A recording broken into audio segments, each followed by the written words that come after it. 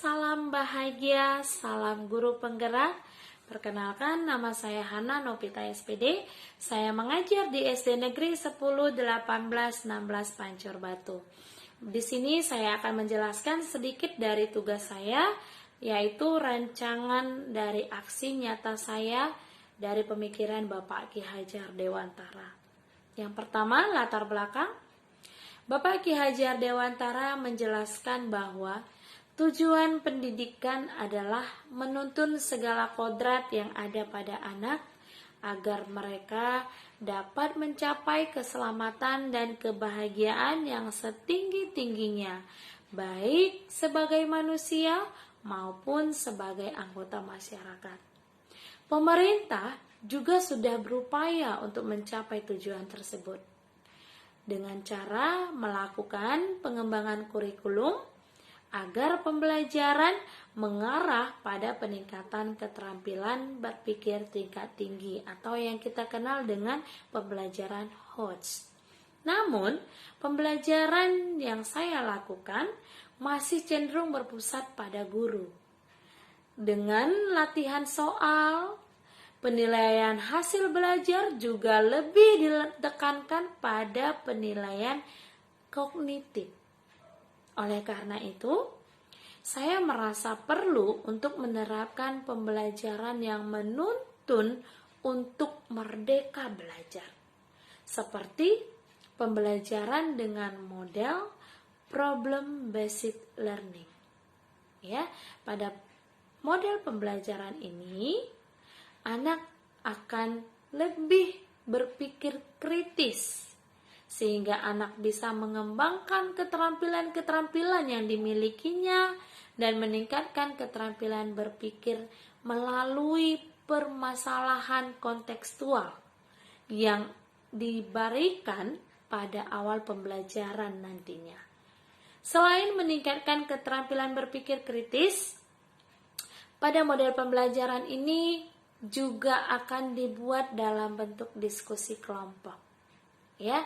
Nah, dalam diskusi kelompok ini juga anak dapat menumbuhkan nilai-nilai karakter seperti saling menghargai, belajar terbuka, mau menerima dan saling berbagi.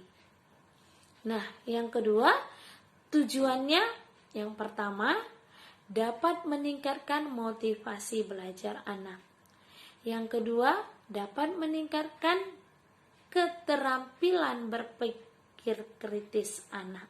Dan yang ketiga, agar guru dapat menerapkan model pembelajaran inovatif yang menuntun anak mencapai merdeka belajar.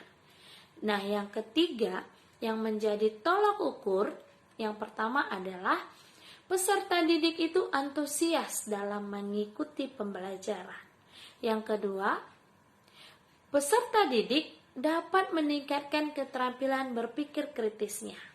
Dan yang ketiga, tercapainya tujuan pembelajaran melalui model pembelajaran problem based learning.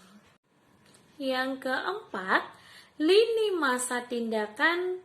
Yang pertama yang akan saya lakukan adalah membuat komitmen bersama peserta didik untuk dapat mengikuti pembelajaran dengan maksimal.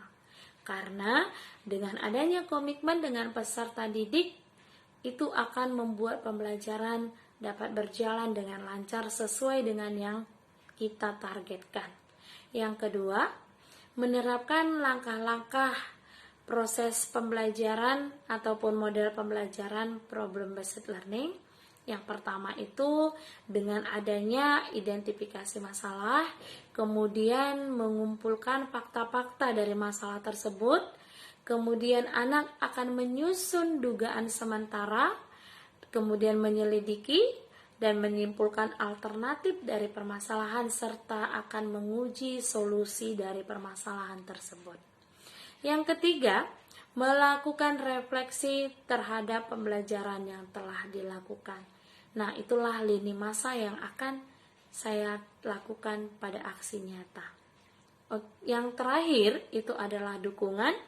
Dukungan ini yang pertama sarana dan prasarana yang mendukung proses pembelajaran seperti ada media, alat, dan bahan, dan sebagainya. Yang kedua, dibutuhkan kerjasama yang baik antar rekan guru, peserta didik, kepala sekolah, dan bahkan orang tua. Dan yang ketiga, itu adalah instrumen atau dilakukan dengan dua. Yang pertama ada angket motivasi belajar, dan yang kedua akan diadakan tes keterampilan berpikir kritis. Demikianlah rancangan aksi nyata yang akan saya laksanakan. Sekian dan terima kasih. Salam bahagia, salam guru penggerak, merdeka belajar.